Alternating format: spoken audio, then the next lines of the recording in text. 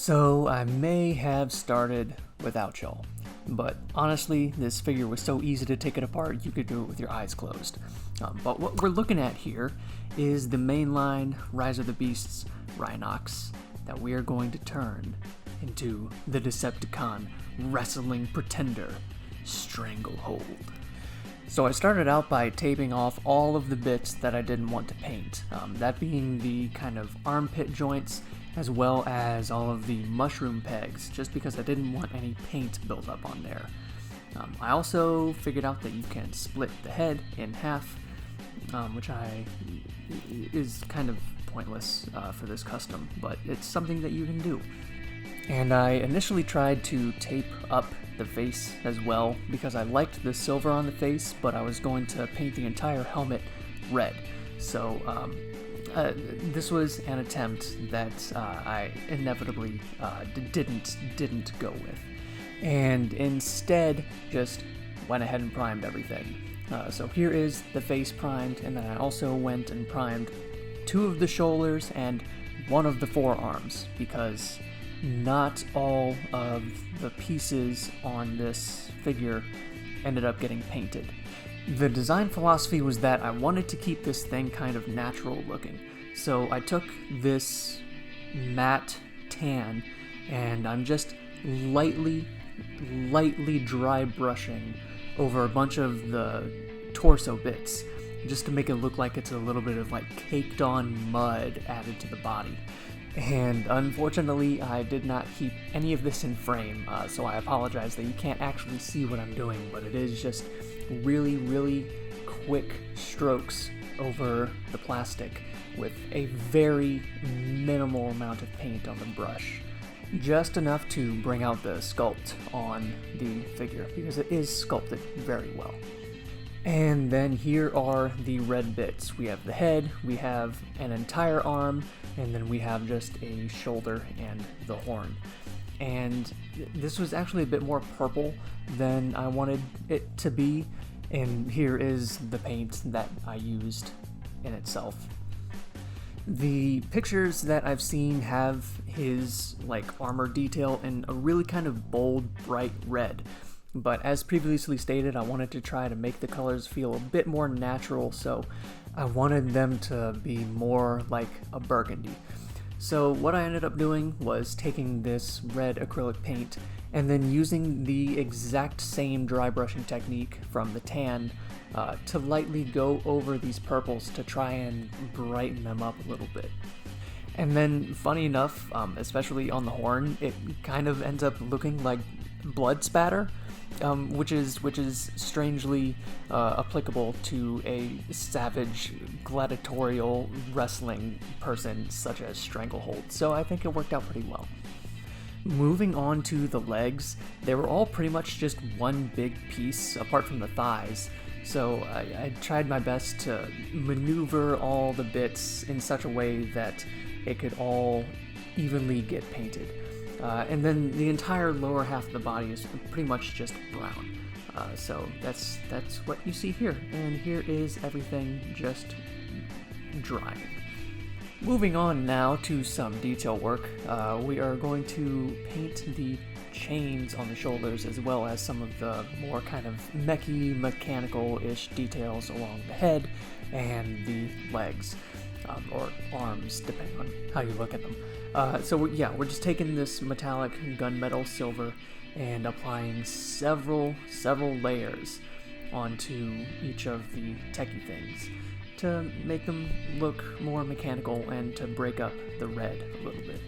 And then completely tangentially, here are some toy hacks that I had just received in the mail. And now that everything is all dry, it is now time to apply a matte finish. And now we begin the reconstruction process, which was so easy that a blind baby could do it. And the fact that I didn't film the deconstruction process and I didn't have to look back at anything should tell you that this is easy enough to accomplish. The most complicated thing was putting back together the shoulder mechanisms, but if the transformation doesn't work, then you've done something wrong. It's easy enough to figure out, especially if you have remained organized. And then here is Stranglehold put all back together. Not quite finished, but getting very, very close. Now, the toy has some details that I wasn't sure if I wanted to include, that being that sort of purplish shoulder armor, as well as that red kind of wrestling belt bandolier. So I went to my Transformers scraps box, and I pulled out a few things that I thought might work. This is one of the arms to Age of Extinction Slug, and then I also pulled out the Beast Hunter's Shockwave Claw that I thought might look good on either of the arms, especially that spiky bit on the like palm bit, for lack of a better term. But I end up using neither of these, and I think it turned out better. I did end up making the bandolier, but we will get to that. Right now, here is the Rhino mode, just because that is what was next in the order of my filming process. And we're going to work on that a little bit more in a bit. This is what I ended up using for the bandolier. And if you're trying to guess what this is, if your guess was the torso jacket from the Marvel Legends Thor Love and Thunder Star-Lord, you would be 100% correct.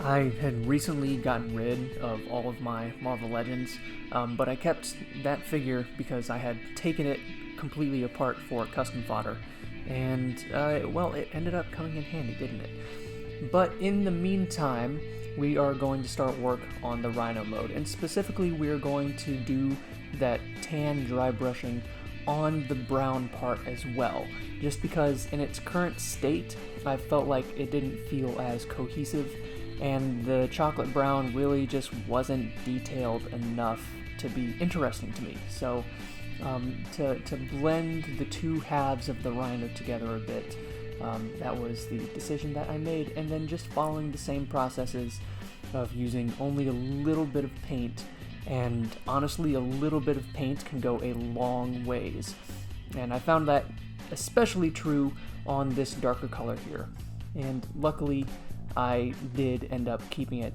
in frame for you guys, so good job, me. Continuing with the gunmetal silver details, I felt that the gray plastic of the arm mechanics just didn't look good, so I gave them just a thin coat of that silver just to make them blend in a little bit better. And then here is the bandolier that I went ahead and cut in half, and I'm going to proceed to glue that bit into the center of the first bit. And using a bunch of super glue, I end up gluing the bandolier to the torso, which you can see here. And there was a bit of a deliberation as to the placement of the thing. I didn't want to get in the way of any of the articulation or the transformation, and I wasn't sure how much actual wraparound I wanted the bandolier to have. You can see there's some overhang right there on the lower torso, and then up on the shoulder as well. And I liked them and I didn't like them, but I do end up cutting them off for spoilers. And then I also went and thinned up the shoulder strap a little bit, just because it was getting in the way of the shoulders and it was rubbing, and I just wanted to give it a little bit more room. And then there is the fateful moment of me cutting off the bottom of the bandolier. And now comes the painting of the eyes, and I went with a metallic green, but they didn't look complete, so I also put a little dot of yellow in the center. And then I went ahead and copied over the same thing on the Rhino head as well. And then here is everything all finished, and somehow I ended up getting silver paint on the thigh. I literally have no idea how I did that, but I'm just going to leave it there. And it's hitting me now that his head resembles a Sentinel from X-Men. Fun. And then here's the Rhino mode. My least favorite of the two, but not to knock it. I think this still came out fairly well. If I were to do anything, I would probably go back in and add a little bit more details. silver details into the legs themselves, because there are some mechanic-y, techy bits that didn't get any paint, and they could use it.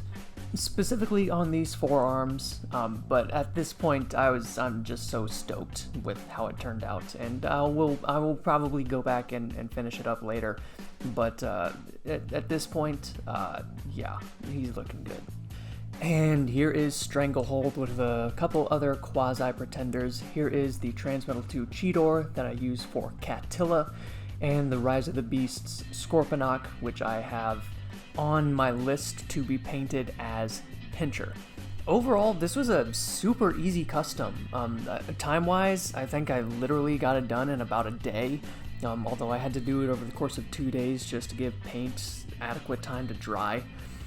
If you're looking to do this for yourself, this Rhinox is still on store shelves, and a lot of places have them discounted. Like they're trying to get rid of it. Like I went to Walmart the other day and saw it for $7. So I mean, if you're looking to do this custom or literally any other Rhino custom, like I saw somebody paint it as Backstop from Cybertron, you can do it. This figure is very available and possibly very cheap.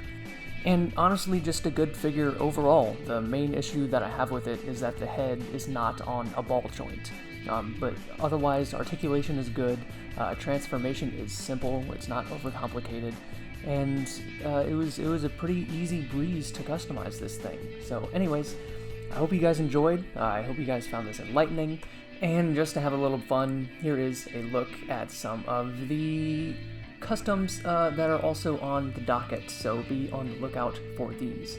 Anyways, thank you guys for watching, and as always, stay creative. Till next time.